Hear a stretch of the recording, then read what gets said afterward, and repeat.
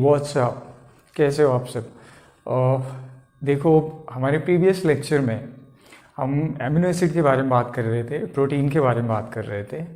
दो this something I did like 1 week ago, but today I am taking your next topic from protein section. तो अगर आपको याद हो तो हमने प्रोटीन वाले सेक्शन में आपको प्रोटीन का इंट्रोडक्शन बताया था और ये बताया था कि एक प्रोटीन एमिनो एसिड से मिलकर के बना होता है। एमिनो एसिड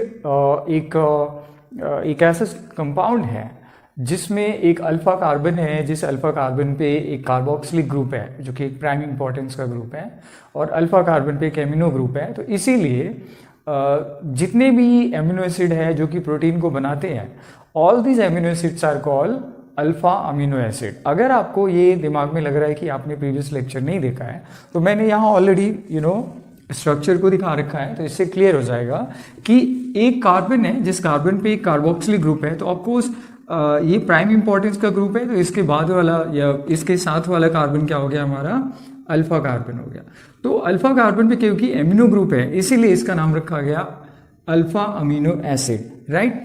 फिर हमने ये बताया था कि एक अल्फा अमीनो एसिड को रेसिडुअल अमीनो एसिड भी बोलते हैं, बिकॉज क्योंकि इसमें एक आर है और ये आर कुछ भी हो सकता है, हाइड्रोजन हो सकता है, अल्काइल ग्रुप हो सकता है, या बहुत सारी अलग अलग चीज हो सकती है। And depending on what R is going to be, amino acids are named, amino acids are coded in a different manner, right? So that R is responsible for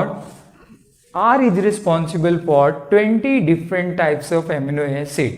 Remember, there are 20 different types of amino acid and it is all due to the change in the configuration that is present by the molecule right over here at the R. So R के ऊपर concentrate करके बात करें कि are अलग अलग चीज होगा तो उससे एमिनो एसिड के नाम पर, उसके कोडिंग पे, उसके सिंबल पे क्या असर पड़ेगा, राइट।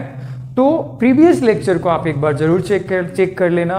ऑलमोस्ट लाइक 1 week हो गया, बट आई एम ग्लैड कि मैंने फिर से शुरू कर दिया है इस चीज को कंटिन्यू करने के लिए, राइट। अब आज का टॉपिक क्या है, इस पे बात करते हैं। आज मैं बात कर रहा हूं कि एमिनो एसिड का नेमिंग कैसे करते हैं, एमिनो एसिड में सिंबल कैसे डेवलप करते हैं और इसकी कोडिंग कैसे की जाती है। तो मैं थोड़ा ब्रीफ कर रहा हूँ कि ये जो 20 different types of amino acid है, राइट, क्योंकि वो आर के ऊपर डिपेंड करता है, तो अलग अलग हम केमिकल कॉन्स्टिट्यूएंट आर की जगह पे यूज करेंगे और फिर देखेंगे कि वो कौन सा एमिनो एसिड निकल करके सामने आता है। आपको एनसीईआरटी में अगर आप जाओगे तो आपको वहां पे टेबल मिलेगा और अराउंड 20 सारे के सारे एमिनो एसिड्स वहां पे डिस्क्राइब्ड है। आपको वो सारे के सारे याद नहीं करने हैं, कुछ इसमें बहुत कॉमन है, कुछ इसमें बहुत इंपॉर्टेंट है जो कि आपको याद करना है। 1-2 नाम मैं बता रहा हूँ, glutamic acid, butyric acid, phenyl alanine, और इस तरह के कुछ नाम हैं जो मैं आपको बाद में हाईलाइट करता हूँ कि आप कौन कौन से पे कॉन्सेंट्रेट करोगे। अभी हम इस पे कॉन्सेंट्रेट करते हैं कि एमिनो एसिड की सिंबल और कोडिंग और उसका नेमिंग क्या किया गया है। रिमेंबर, ये IUPAC नेमिंग नहीं है, ये कॉमन नेमिंग है, राइट। आपको सब नहीं याद करना, डोंट वरी कि ये आपको बहुत डिफिकल्ट लगेगा। आपको कुछ जो बहुत ही कॉमन है, जो मैं आपको खुद बताऊंगा अभी, उन पे आप कॉन्सेंट्रेट करोगे और डेफिनेटली ये आपके लिए काफ़ी रहेगा। पेपर में ये बहुत ज़्यादा सिग्निफिकेंट नहीं माना जाता, लेकिन हाँ, बायोलॉजिकल पार्ट के लिए जो नीट के एस्पिरेंट्स हैं उनके लिए ये बहुत ज़्यादा सिग्निफिकेंट रहेगा। तो हम एक एक करके देखते हैं कि एक एमिनो एसिड में आर अलग अलग अगर हम लेते हैं केमिकल्स, तो उसका नाम क्या होगा, उसका कोडिंग क्या होगा, सिंबल क्या होगा, राइट। तो ये है आज का टॉपिक। फाइनली बता रहा हूँ, naming, making the symbol and coding of amino acid, that is what I am talking about. तो एक एक करके हम कुछ एग्जांपल यहाँ पे पहले से ले रखा है मैंने, why because I was doing this a bit earlier, but there was some issues with the recording and I was really unhappy with that, तो आई स्टॉप दैट। तो मैंने ये लिखा हुआ है और कुछ एक्स्ट्रा है जो मैं आपको लिखूंगा, तो just follow that and try to get it कि ये क्या है। तो अगर एक अल्फा अमीनो एसिड में आर एक हाइड्रोजन है, क्या आर की जगह पे क्या है, हाइड्रोजन है, तो हाइड्रोजन के होने से जो एमिनो एसिड बनेगा that will be called glycine. अगर इसका हम सिंबल क्रिएट करते हैं तो ग्लाइसिन का या किसी भी अमीनो एसिड का पहला 3 लेटर यूज करेंगे और उसका सिंबल बन जाएगा GLY। और इसकी जो कोडिंग है वो फर्स्ट लेटर से बनाई गई है कैपिटल G। बट इसका ये मतलब नहीं है कि हर अमीनो एसिड की कोडिंग करते समय आप पहला अल्फाबेट यूज कर पाओगे, क्योंकि ऐसे बहुत सारे अमीनो एसिड की कोडिंग सिमिलर हो जाएगी। तो वो जहाँ जहाँ डिफरेंस है मैं आपको हाईलाइट करूँगा। दूसरे पे आकर बात करते हैं। यहाँ पर अगर अल्काइल यानी R की जगह पे आइसोब्यूटाइल, अब आइसोब्यूटाइल आपको पता है क्या है, there are 4 carbon, right. Isobutyl है, आइसोब्यूटाइल अगर होगा R की जगह तो इसका नाम रखा गया ल्यूसीन। एंड ऑफ कोर्स इसका जो सिंबल है वो LEU है और कोड है उसका कैपिटल L। नाउ पहले हम इसी को देखते हैं, बाद में ऊपर वाले को फॉलो कर लेंगे। R की जगह पे यहाँ पे 4 कार्बन के साथ एक एमिनो एसिड लगा हुआ है, तो ये अगर कंप्लीटली R को ऑक्यूपाई करता है तो that amino acid is called lysine. Of course आप सिंबल क्रिएट कर लोगे LYS, लेकिन इसका जो कोड है वो L नहीं है, बिकॉज किसी और का ऑलरेडी L है और वो आपने पहले देखा हुआ है। तो हम इसके लिए कोडिंग चेंज कर दिए, मैंने नहीं किया एज पर द IUPAC, तो ये K हो गया।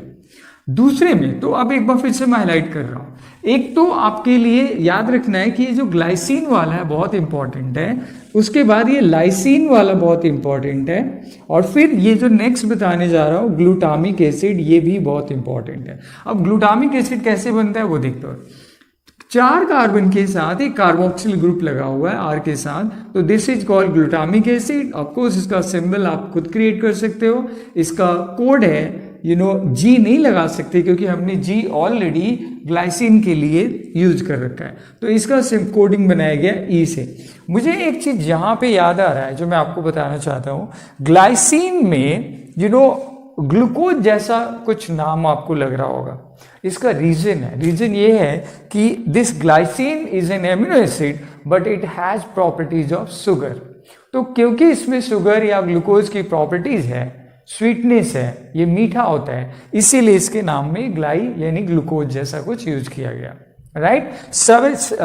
सारे अमीनो एसिड शुगर की तरह बिहेव नहीं करते, ये पर्टिकुलर ऐसा है, तो वो आपको याद रखना है। चलो अब आते हैं वापस अपने ऊपर सेक्शन में। अगर अल्काइल ग्रुप की जगह पे मिथाइल है तो इसका नाम हम रखेंगे एलानिन, सिंबल हो गया ALA और इसका कोड हो गया A। अगेन अगर R की जगह पे आइसोप्रोपाइल है, आई होप ये सब आप समझते हो क्योंकि बहुत माइनर चीज है। आइसोप्रोपाइल अगर है तो इसका नाम वेलाइन होगा, इसका सिंबल होगा VAL एंड ऑफ कोर्स इसका कोड हो गया V। Let's get to the this last one which is already written here. अगर ये सेकेंडरी ब्यूटाइल, अब सेकेंडरी ब्यूटाइल आपको पता है क्योंकि ये 1 2 3 4 कार्बन है और जिस कार्बन पे हाइड्रोजन लैकिंग है वो सेकेंडरी है 1 2, तो ये सेक ब्यूटाइल हो गया। सेकेंडरी ब्यूटाइल अगर लगा हुआ है तो आइसोल्यूसिन इसका नाम होगा, इसकी सिंबल क्रिएट की गई ILE और कोड बनाया गया I, राइट। तो इनमें से ये 3 बहुत ही सिग्निफिकेंट है जो आपको याद करना है। मैं 1-2 और आपको बताना चाहता हूँ which is really really important, और उसको भी आपने ध्यान रखना है कि वो क्या है।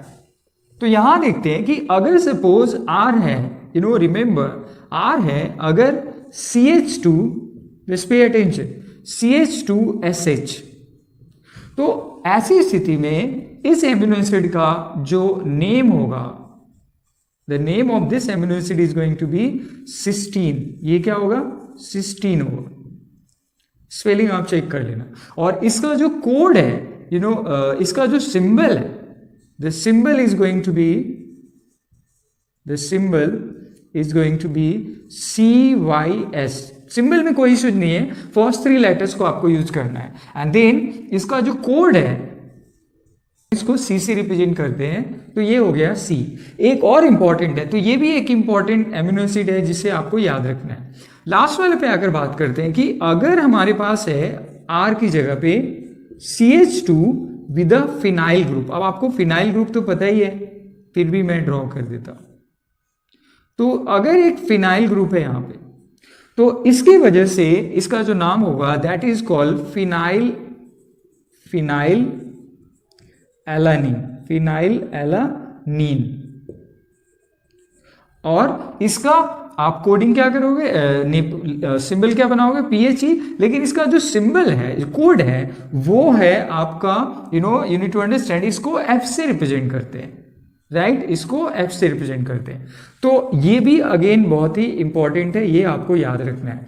तो ये कुछ सिग्निफिकेंट इंपॉर्टेंट है। एक दो और इंपॉर्टेंट है, आपने ट्रिप्टोफान सुना होगा जो कॉर्नफ्लोर में होता है, और उसके बाद आपने ऐसे और कई नाम है, like there is one also butyric acid, I remember, which is present in butter. तो वो भी एक एमिनो एसिड है जो बहुत ही सिग्निफिकेंट है, वो सब भी आपको याद रखना है। तो ये आप मेन चीज़ों को याद कर लो, और फिर कोडिंग का जो आपका टॉपिक है वो कवर हो जाएगा, और किसी भी कॉम्पिटिटिव एग्जाम के लिए काफ़ी रहेगा, राइट। चलो एक बार अच्छी तरह से देखो ये क्या है, and let me know if you have got everything like I was saying, then do let me know how good or bad this was.